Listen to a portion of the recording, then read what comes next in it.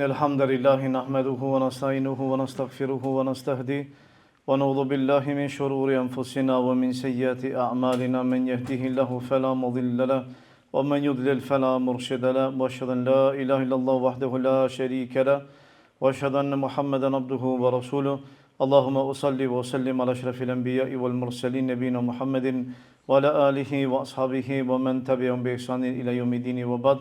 Allahu në falënderoj për ti falë dhe ndim kërkoj, dëshmoj se nuk i takon adhurimi askujt me drejt përveç Allahut dhe se Muhamedi është rob i dërguar i tij, paqja dhe mëshira Allahu qofshin mbi të, mbi familjen e tij, mbi shokët e tij dhe mbi të gjithë ata që i përcjellin me të mira deri ditën e Kiametit. Anas ibn Malik radhiyallahu anhu thot se pejgamberi Allahut azza wa jall ka thënë, nuk ka besuar ashtu si duhet ndonjëri prej juve derisa nuk ja dëshiron vëllait të tij atë që e do për veten e tij. Po ashtu me një ditë tjetër pejgamberi sallallahu alaihi wasallam thot, robi nuk e ka arritur realitetin e imanit përderisa ai nuk ja don njerëzve të mirën ashtu si ja do vetes së tij. Muadh ibn Jabali radhiyallahu anhu një ditë prej ditëve e pyeti pejgamberin Allahut azza wa jalla, i tha ja Rasulullah, cili besim është më i miri? Pejgamberi Allahut azza wa jalla tha, besimi më i mirë është të duash për Allahun dhe të urresh për Allahun, e pastaj të përmendësh Allahun me gjuhën tënde. E i tha ja Rasulullah. E pastaj pejgamberi Allahut azza wa jalla i tha atij, ti ja duash vëllai tënd musliman, ti ja duash të mirën vëllai tënd musliman ashtu si do për veten tënde dhe po ashtu të urresh që vëllai yt musliman ta ketë atë që e urren ti ta kesh në veten tënde, e pastaj tha të folësh mirë ose të hiqësh. Këto hadithe pejgamberi sallallahu alajhi wasallam e përshkruajnë një mesazh qartë. Një mesazh nëse dëshiron për me pas zemrën e pastër. Pa që të duhet që zemra jote të ndryshohet. Nëse ja do qetrit të mirën ashtu si ja do vetës, do bëhet çdo gjë më mirë.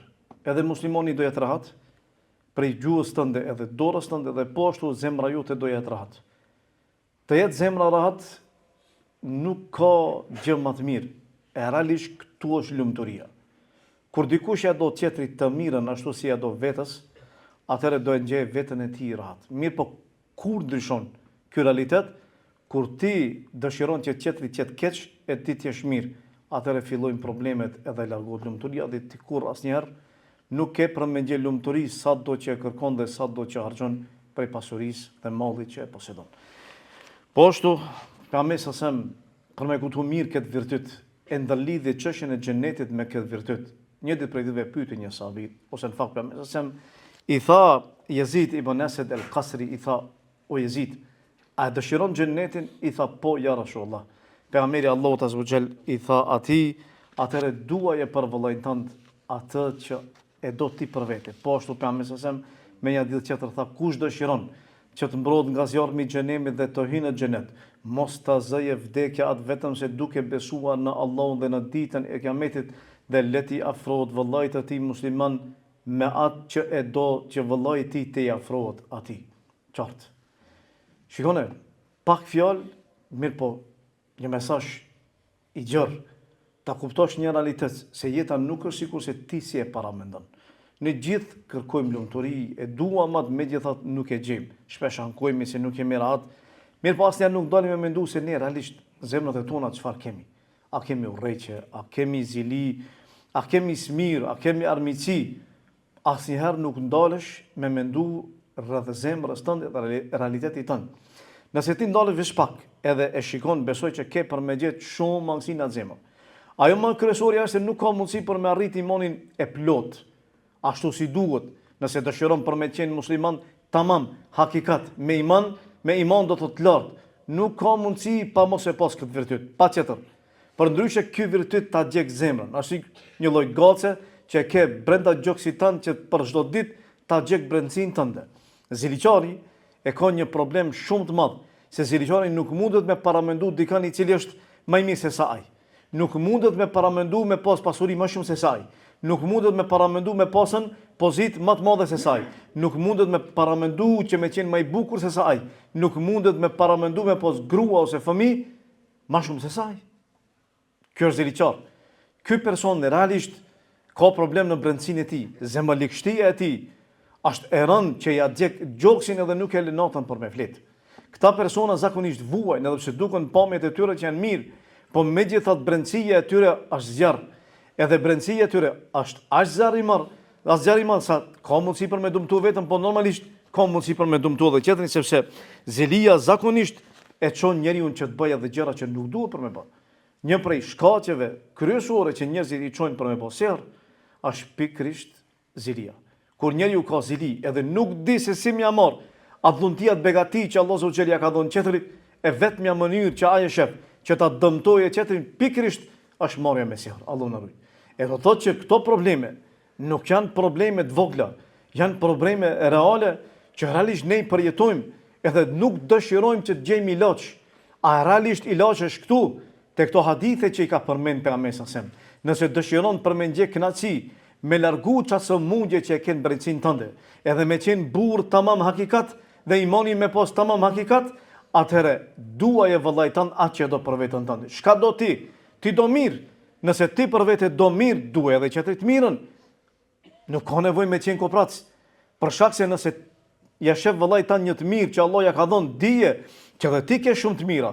Nëse lakmon pas asaj, lutë Allahun që Allah t'i shtojë atij, po edhe ty qape se Allahu është ai i cili jep. Realisht kur kush tjetër nuk jep përveç Allahut. Se Allah është bujari, është Allahu ai i cili furnizon, nuk furnizon askush tjetër. E nëse dëshiron diçka që e ka vëllai yt, atëherë thuaj o Zot, ja ke dhënë vëllai tim këtë mirë, ma jep edhe mua. Nuk ka problem kjo. Ama problemi është kur lakmon edhe kur do që ajo e mirë ti largohet atij. Po më e rënda më e shëmtuara siç e përmend është sehri, magjia ose e kundërta zilia dhe poshtë dhe msyshi, që janë gjërat që ndodhin te ne. Pejgamberi sa ka thonë që msyshi është e vërtetë, është hak, edhe s'ka mundësi që të mohohet. Mohimi i tij normalisht është mohimi një teksti fetar, që është argument i qartë edhe i prerë edhe i saktë. Mohimi i tij është kufër, Allahu na ruaj. E ai cili është pak i mençur edhe ka lexuar pak në fenë Allahut azza xhel, e ka një lloj fetarie, duhet me kuptu këtë realitet. Edhe nuk lejohet për me mohuën. Ti shkon te mjeku, kontrollosh e shef se s'ke kur gjë. Shkon e bën këtë analizë dhe e bën këtë analizë, i bën gjithë analizën, nuk ka kur gjë. Ama te ti diçka nuk është në rregull. Domethënë, është një lloj problemi tjetër, apo e këto probleme pse vijnë?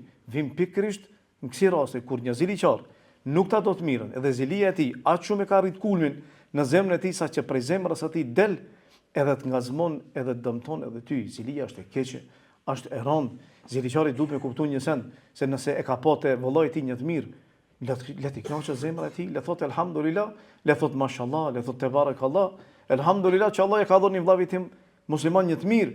Aty ja ka dhënë se ai për të është e mirë, Allah e di për robën e vet çka është më e mira, për mua ndoshta nuk është më e mirë, po e lut Allahun i thua o Zot, shtoj aty këtë mirë.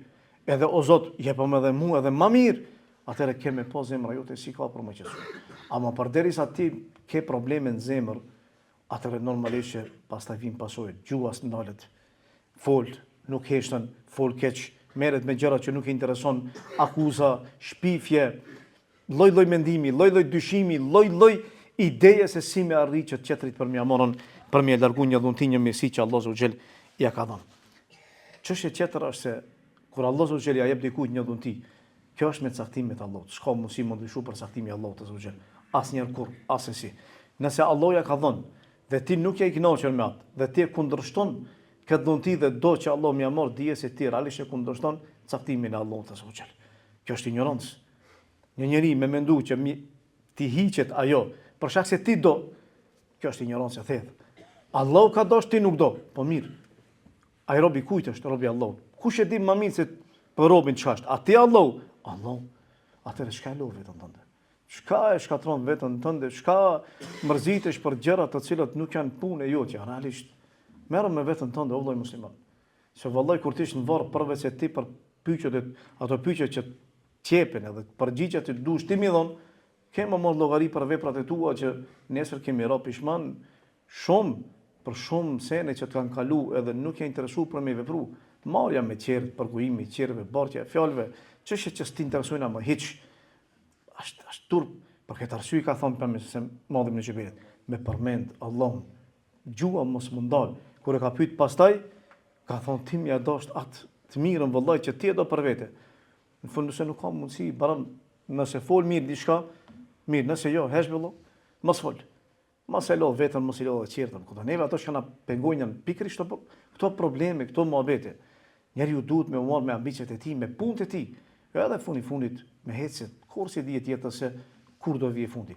Ka mundësi nga njeriu me pas lakmi, është një lloj lakmie që lejohet edhe preferohet. Kjo lakmi është kur njeriu shef të tjetri diçka, shef pasuri ose shef bujari. Ai nuk e ka. Shef pasuri, shef tjetrin se si jep kontribon ose tjetri do thot angazhohet me Kur'an ose angazhohet me vepra të mira, do sikur sa ai me qenë, po nuk mundet. Në këtë rast nëse personi ka lakmi, edhe thot ose ti shta kon sikur sa ai me pas dhënën shumë, ta kisha ditë Kur'anin sikur sa ai me pas lexuar ta notën e ti isha fal notën edhe të kisha punu me të ditën, kjo është tamam, përderisa ai nuk dëshiron që vëllai të tij musliman më u larguan ajo gjë, ajo dhunti që ai e posedon.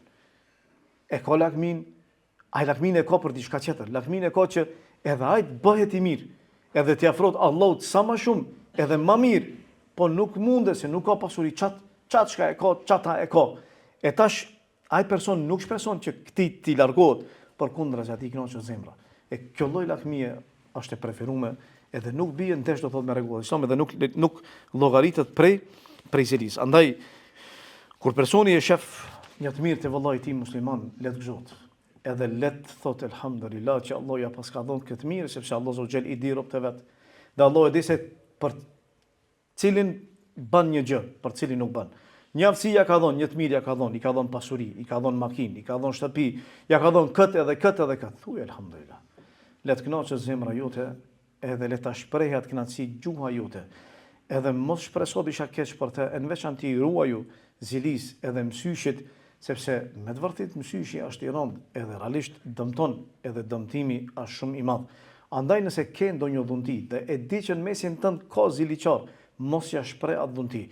Qoftë prej dunjos ose çështjeve të cilat ndërlidhen me çështjet personale tuat, shembull, çështja e mësimit, çështja e martesës, çështja e pasurisë, çështja do thot e adhurimit, se ka njerëz të cilët nuk ta duan të mirën. E nëse nuk ta duan të mirën, ata nuk duan realisht për mi dëgju këto. Kur dëgjojnë, ata vuajnë. E me këta njerëz mos bisedo ashtu. Mos i shpalosë dhuntit, kurse me ata që e di se ta duan të mirën, edhe të nxisin ka e mira, edhe dëshirojnë që me të pa mirë, atëherë lirisht shprejo atë gjë për shkak se kjo përputhet me fjalën e Allahut ku thotë wa amma bi ni'mati rabbika fahaddith, për sa i përket dhuntive të Allahut, fol rreth tyre edhe sqaroj edhe shpalosi për shkak se ata njerëzit ta duan, gëzohen me atë. A gëzim që është po që realisht është zemrat e tyre, aludon se ata me të vërtetë ta duan të mirën edhe dëshirojnë që qenë krahit për të mirën e jo krahit për kashire. Lutë Allahun që ta bën prej atyre që duan të mirën për qert ashtu që e duan për veten. Wa qulu qawli hadha wastaghfirullaha li wa lakum walhamdulillahi rabbil alamin.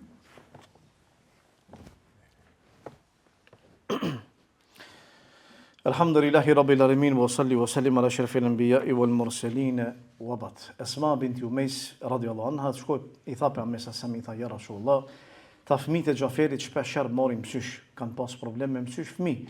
Sigur se fëmijët tha ata trajtoj me rukje, i tha po Aisha radhiyallahu anha tregon edhe thot se pe Amesa sa më urdhëroi Aishën që ta trajtojë problemin e saj me rukje.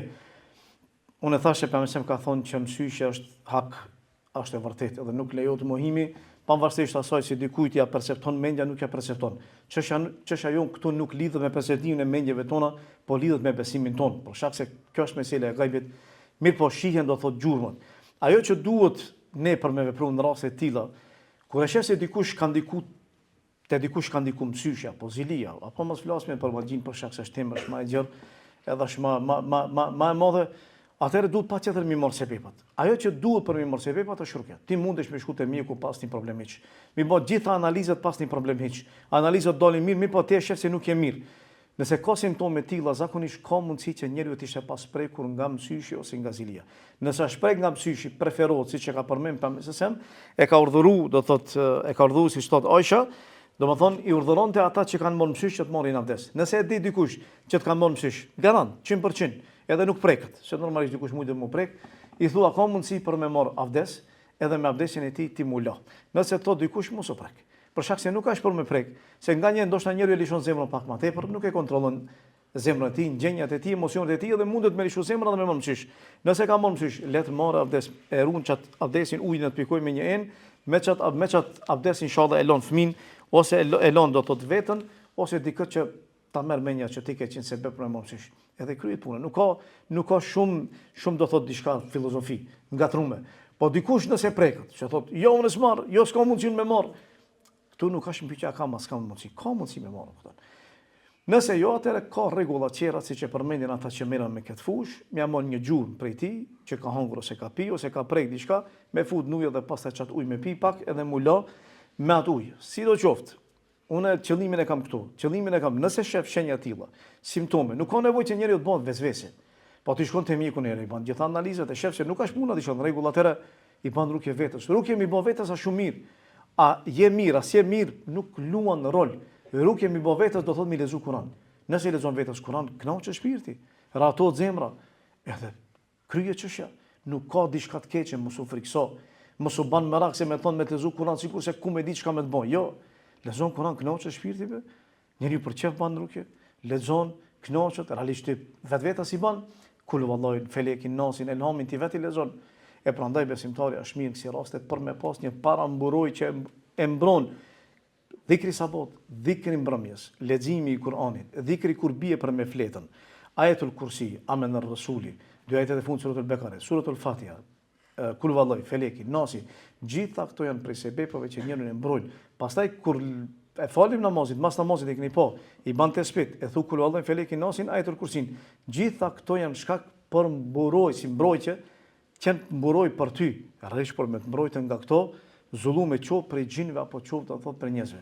Njeriu duhet me kuptu këtë realitet se me të vërtetë ndikon, andaj duhet me pas një paramburoj sepse kur prek mësyshi është i rëndë. Edhe mësyshi godet keq. Edhe pastaj njeriu demoralizohet, bie, e hu vullnetin, nuk ka gjendja mos i ka pas përpara, edhe më nuk e ka atë vullnet, edhe atë ambicje që e ka pas më herët. E për me arrit, për me kthy duhet pak punë. Andaj preferohet me i marrë sebepet gjitha të mundshme qenë. Qofshin ato farmaceutike, me shku te mjeku, qofshin ato do të shpirtërore e fetare, që i përmend edhe normalisht luqe që ka ndonë sunetin e pejgamberit që janë shumë, që njeriu i ka të mbrojë muslimanit libër i vogël i mirë që në aplikacion telefon, zbritni lexoni dhikrin apo dhikrin e mbrëmjes, i keni disa prej luqeve aty brenda që me të vërtetë janë luqe që besimtarin e mbrojnë. Andaj kujdesemi për veten tonë. Ne kujdesemi për trupat tonë, për rrobat, për gjitha gjërat e jashtme, nuk kujdesemi për shpirtat tonë.